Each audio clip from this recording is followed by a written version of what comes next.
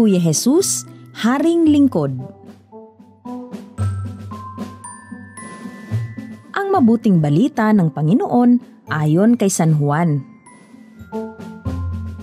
Noong panahong iyon, itinanong ni Pilato kay Jesus, "Ikaw ba ang hari ng mga Hudyo?" Sumagot si Jesus, "Iyan ba'y galing sa inyong sariling isipan o may nagsabi sa inyo? Ako ba'y Hudyo?" Tanong ni Pilato. "Ang mga kababayan mo at ang mga punong saserdote ang nagdala sa iyo rito. Ano ba ang ginawa mo?" Sumagot si Jesus, "Ang kaharian ko'y hindi sa sanlibutang ito. Kung sa sanlibutang ito ang aking kaharian, ipinakipaglaban sana ako ng aking mga tauhan at hindi na ipagkanulo sa mga Hudyo. Ngunit hindi sa sanlibutang ito ang aking kaharian. Kung gayon, isa kang hari?" sabi ni Pilato. Sumagot si Jesus, "Kayo na ang nagsasabing ako'y hari. Ito ang dahilan kung bakit ako ipinanganak at naparito sa sanlibutan, upang magsalita tungkol sa katotohanan. Nakikinig sa aking tinig ang sinumang nasa katotohanan."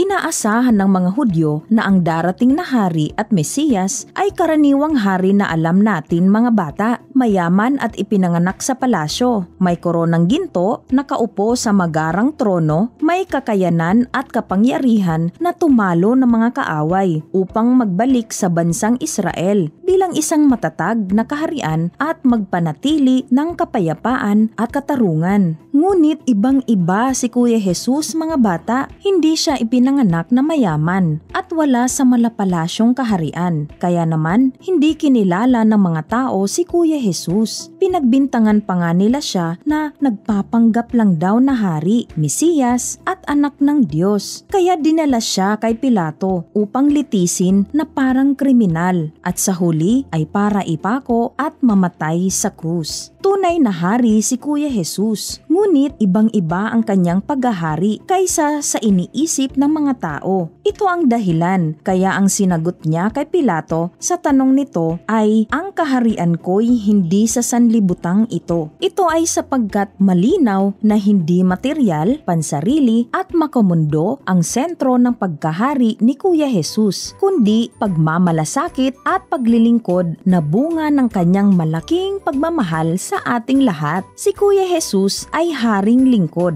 sapagkat hindi niya gusto na siya ay paglingkuran, kundi upang maging lingkod siya ng lahat. Ito ay malinaw na ipinakita niya sa kanyang naging buhay, sa pangangaral ng salita ng Diyos, sa pagpapagaling niya sa mga may sakit, sa pagpapatawad niya sa mga makasalanan at pagbibigay sa kanila ng panibagong pagkakataon upang magbago, sa pagpapakain niya sa mga nagugutom at ang huli at ang pinakamataas na pagpapakita niya ng paglilingkod ay ang pag-aalay niya ng buong sarili sa krus para sa ating kaligtasan. Kaya masasabi natin mga bata na ang korona ni Kuya Jesus bilang hari ay hindi ginto kundi tinik at ang kanyang trono ay hindi magarang upuan kundi ang kahoy na krus. Sapagkat ang kabuuan ng kanyang pagkahari ay ang pagmamalasakit at paglilingkod sa lahat. Sa araw na ito mga bata, ipinagdiriwang nating lahat ang dakilang kapistahan ni Jesus bilang hari ng sanlibutan. Bilang kanyang mga kaibigan at tagasunod, nais ni Kuya Jesus na tularan natin siya. Ibig sabihin mga bata,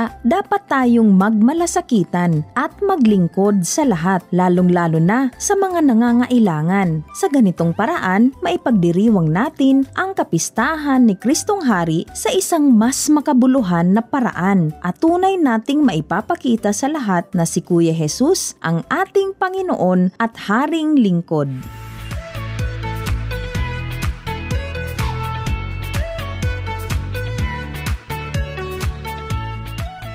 Paano natin matutularan si Kuya Jesus? Una, handa lagi na maglingkod sa kapwa. Kapag may nakita tayong nangangailangan ng ating tulong at kaya naman natin ito, tumulong tayo kahit hindi tayo inuutusan. Ikalawa, tumulong kahit walang anumang kapalit na pabuya. At ikatlo, maging madasalin at palasimba. sapagkat si Kuya Jesus ay lumakas sa paglilingkod dahil sa kanyang palaging pagdarasal sa Ama.